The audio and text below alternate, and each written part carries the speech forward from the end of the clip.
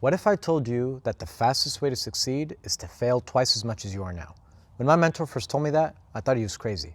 But then I did it, and it changed everything. If you don't know who I am, I'm Elias. I retired in my early 20s by building a life of freedom through entrepreneurship. By the time I was 20 years old, I bought my first real estate investment. By the time I was 23, I bought my first business. Along the way, I learned a thing or two about what it takes to create a life of freedom. But I didn't do it alone. I had incredible mentors who guided me along the way. Today, I'm going to share 4 of the most impactful lessons that they taught me. These principles shape the way I view risk, the way I view decision-making, relationships, even failure.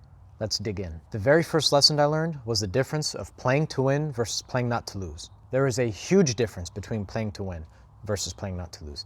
It's the difference between super success and lukewarm mediocrity. People that play to win put what needs to go right on the offensive versus people who play not to lose, they put what can't go wrong on the defensive. It's a subtle shift, but it means all of the world. What I learned is that life is not the elimination of risk, but it's the management of that risk. In order to achieve any level of success, there will be risk. Tall trees experience strong winds.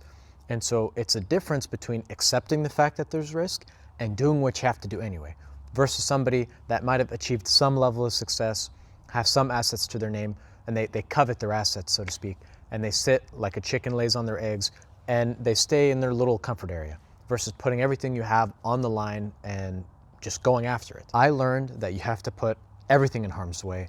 You have to burn your boats. And if you haven't heard the analogy of burning your boats, it basically goes back to the time where there's this commander who landed on an island with his troops. They were severely outnumbered, so when they landed, he turned around and ordered all of his men to burn the ships. He told his men, we're either gonna win and survive, or we're gonna get killed. That's it, but we can't escape. And they won, even though they were outnumbered. They had no option. They put themselves in harm's way. They burned their boats. They didn't have a plan B. It was only plan A. And that really is the difference between playing to win and playing not to lose. And I've done this personally. There was a time where I was making a hair under $300,000 by the time I was 21. I thought I was doing well for myself. And then I met my mentor for the first time, and I learned about how I can go out and I could buy businesses and I could achieve a level of freedom that completely captivated me. But I realized if I stayed doing my day job and things got difficult, I could have easily fallen into my job and quit what I was doing. So when I came back home, I did at the time what I thought was unthinkable. I quit my job, I moved cities, I cut everybody out of my life, and I told myself, this is what I have to do now. I put a gun to my head, metaphorically speaking. I didn't have an opportunity. I put it all on the line. And one of the reasons that really helped with that is I've heard so many stories of older people, they look back at their life and the things they regret are not the things that they did and failed at. It was the things that they never had the balls to go out and do. So I realized my biggest fear is having regrets. I never want to look back at my life and say, I didn't have the balls to ask that girl out. I didn't have the balls to quit my job and start that business. That terrified me more than failing. I'd rather look back at my life and say, oh, well, that didn't work, rather than what if. So I put everything on the line, and so far, it worked. So I put everything on the line, and it was hell. It took me almost 2 years to buy my first business, but I never gave up. I never gave in. I told myself, this is what I have to do, and I have to see it through. The second lesson I learned from my mentors is that not everything is Sophie's Choice. And what do I mean by Sophie's Choice? Sophie's Choice was a movie that took place in World War II Germany during the Holocaust. And basically, there was this Jewish woman that was captured and taken to a concentration camp with 2 of her children. She had a young girl and a young boy with her. So she was stuck in this concentration camp, and she ended up pissing off one of the Nazi guards. And he came up to her and he said, Sophie, you have a choice. You get to choose between your young daughter or your son. One of them gets to live, and the other one we're gonna take and we're gonna throw in the oven and we're gonna kill. There is no decision you will ever make in your life which even comes close to Sophie's Choice. Having to choose between your daughter or your son, who gets to live and who gets to die. Yet people, every day, make decisions as if they were Sophie's Choice. When I used to sell appliances, I used to get so pissed off because I used to have customers come in and spend half an hour trying to decide if they wanted a white microwave or a black microwave. I thought that was so ludicrous. Indecision kills, as they teach in the military. Time costs lives. Make a decision, even if it's wrong. At least you're doing something. I was taught I would rather have a poor plan executed today than an okay plan or a good plan executed next week. And that was the biggest lesson I learned, because ultimately when you study successful people and wealthy people, you realize that they make decisions very quick. They just make decisions quickly, and rarely, if ever, do they change their minds. They put their mind to something, I don't care if hell freezes over, they're doing it. Versus poor people, on the other hand, take forever to make a decision, and when they finally make a decision, they get insecure and they change their mind very quickly. So another big thing, decisiveness. That is so important if you want to achieve any level of success. There's a reason why Microsoft in the early days had this slogan, think it, do it, fix it. They knew they were gonna fuck something up. So they had an idea, they executed anyway, and they fixed it. You know, in tech, a lot of tech companies in Silicon Valley, they have this model of fail fast and iterate faster. You have to get to the market as quick as you can with an idea, knowing there's going to be mistakes, knowing there's going to be bugs, but you could always improve. You could constantly iterate. SpaceX is a perfect example of that nowadays. Starship just had their 7th launch. If you look on their channel, they have this amazing video that's called How Not to Land a Booster.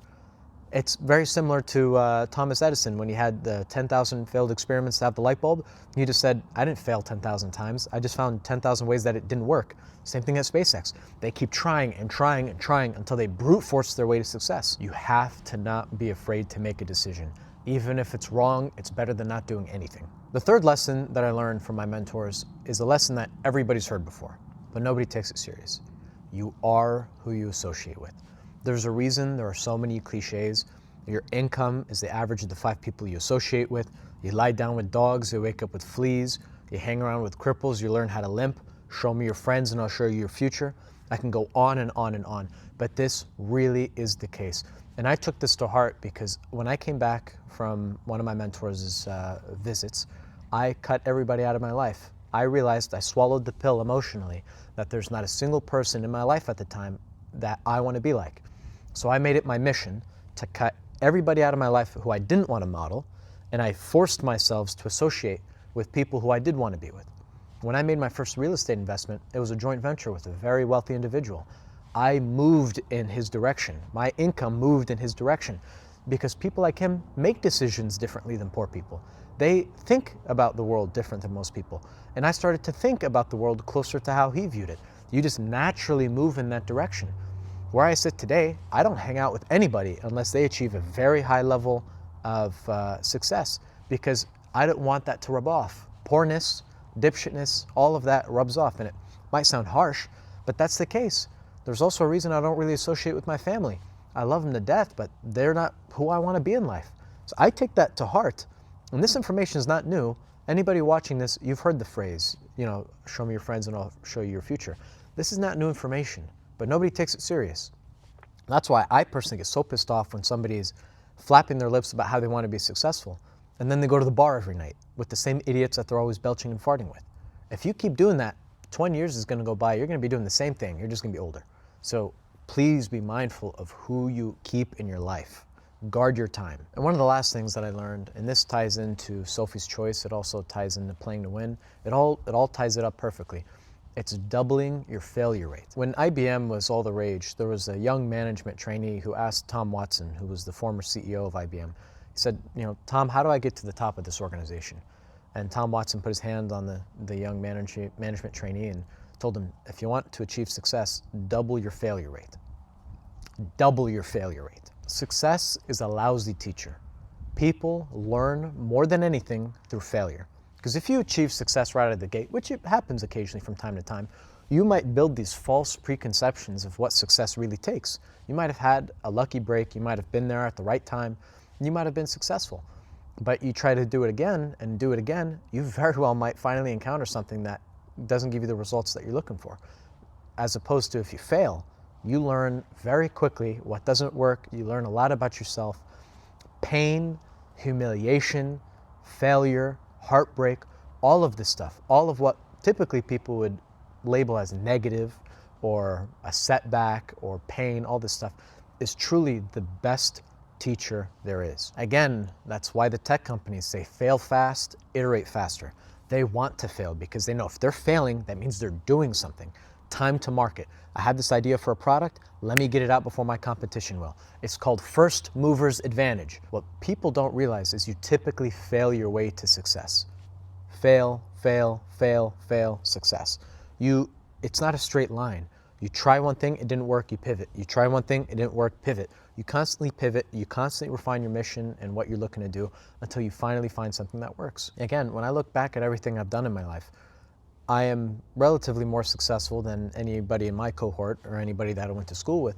But I also look, I failed more than most people. And a lot of people don't see that. There's a great quote that one of my mentors taught me, and it's not PG-13, but it says, success is like being pregnant.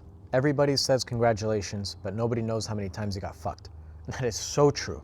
I have been fucked in more ways than you could possibly imagine, and not in a good way. I've had businesses almost collapse on me. I've had relationships crumble. I've gone through the ringer with litigation. You have to. This is part of success. It's part of growth. You have to fail. You have to get your scars.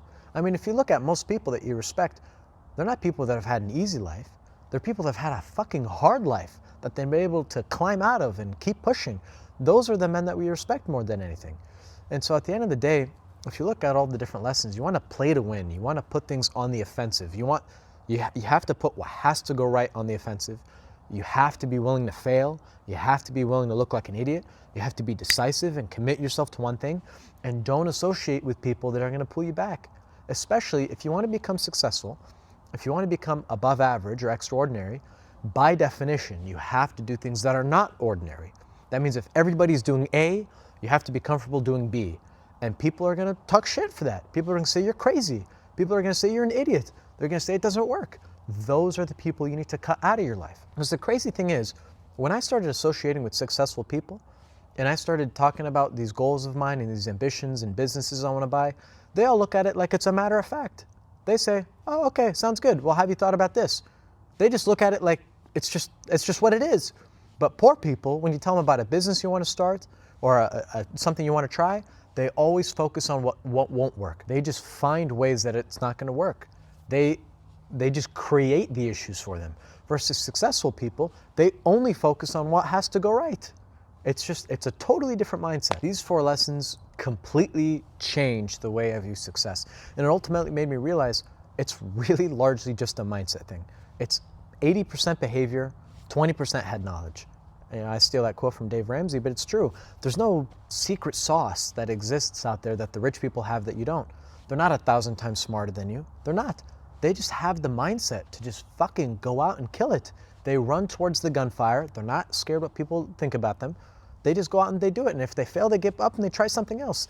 It's that stick-to-itiveness, that decisiveness, that persistence, that dedicated, powerful, decisive action that really is what's required to become successful. If you're serious about building wealth and achieving success, you have to start applying this stuff today. It's going to do you no use to listen to this video, click off of it, and then take a phone call from your buddy who wants to spend all night at the bar drinking and getting wasted. You have to actually apply this information. It's not revolutionary. It's simple information, but it's not easy. Having to decline the calls from your friends or having to say, Mom, no, I can't come over for the 5th time today. I have to focus on myself.